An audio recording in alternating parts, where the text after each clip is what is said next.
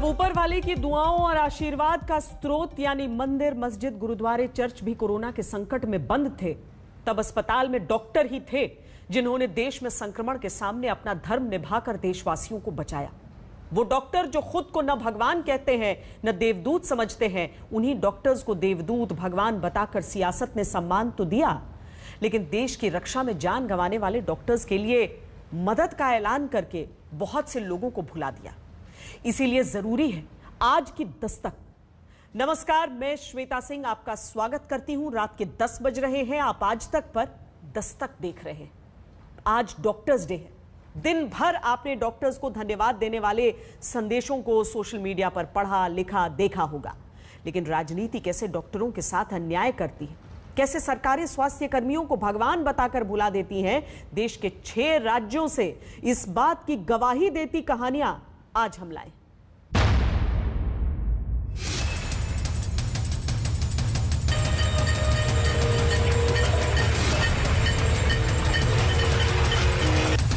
देवदूत बताकर जिनके सम्मान में ताली भी बजवाई और थाली भी, फिर भी देश को कोरोना से बचाने में अपनी जान गंवाने वाले डॉक्टर के घर वालों को क्यों अकेले छोड़ दिया गया? भाई फोन पूछा, हाउ आर यू, बस और कुछ नहीं।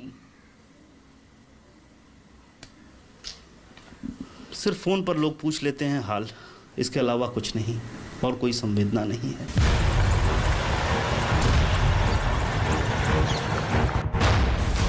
जमीन से लेकर हवा तक से जिन डॉक्टर्स के सम्मान में फूल बरसाए गए, फिर भी देशवासियों के प्राण बचाने में जिन डॉक्टर ने अपने प्राणों की बाजी लगा दी, उनके घर वालों की मदद के नाम पर नियमों का बंधन लगाया गया।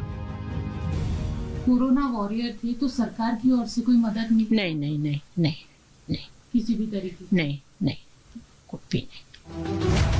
पीपीई किट पहने जिनके शरीर के भीतर से किलो भर पसीना निकलता था, लेकिन वो डॉक्टर कभी कर्तव्य निभाने से पीछे नहीं हटे। तो फिर जिन डॉक्टर को देश में कोरोना योद्धा बताया गया, डॉक्टर्स डे पर आज दस्तक देकर सरकारों से पूछिए कि देश के वो देवदूत क्यों देश के लिए जान देने के बावजूद मदद के लिए तरसाए गए? क्यों देश में डॉक्टर्स को अब भी अपनी ही सैलरी के हक के लिए हड़ताल करना पड़ता है? क्यों स्वास्थ्य कर्मियों को गांवों को कोरोना से बचाने के नाम पर प्रति घर एक टॉफी के बराबर वेतन दिया जाता है? क्यों स्वास्थ्य कर्मियों को अपने हक का वेतन पाने के लिए धरना देते हुए बेहोश होना पड़ता है?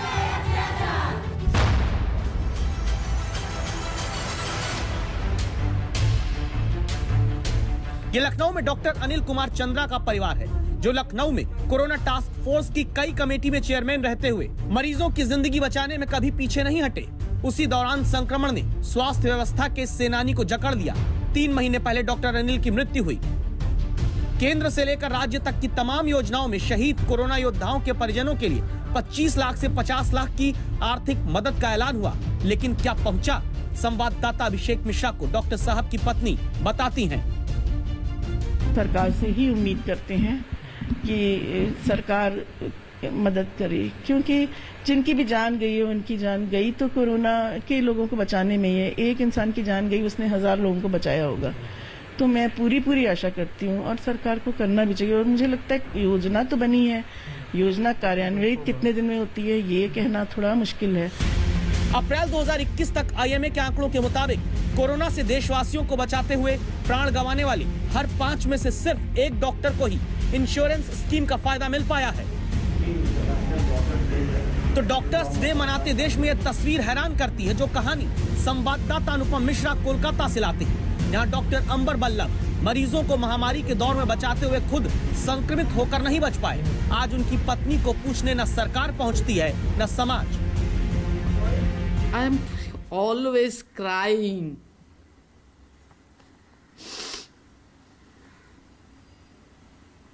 बहुत मुश्किल रहा होगा। बहुत मुश्किल। I don't know any help. कोई हेल्प नहीं मिली? नहीं। अब सोचिए आप, अगर डॉक्टर घर पर बैठ जाते तो क्या होता? कोई सांसद, विधायक, मंत्री आकर इलाज कर लेता क्या? ऐसे ही रांची में लोगों का इलाज करने से डॉक्टर जे पॉल पीछे नहीं हटे, कोरोना से लड़ते हुए शहीद हुए। गरीब लोग को सेवा करने के लिए वहां गए और फिर हो गया इन्फेक्शन। झारखंड में कोरोना के कारण 61 डॉक्टरों ने जान गंवाई।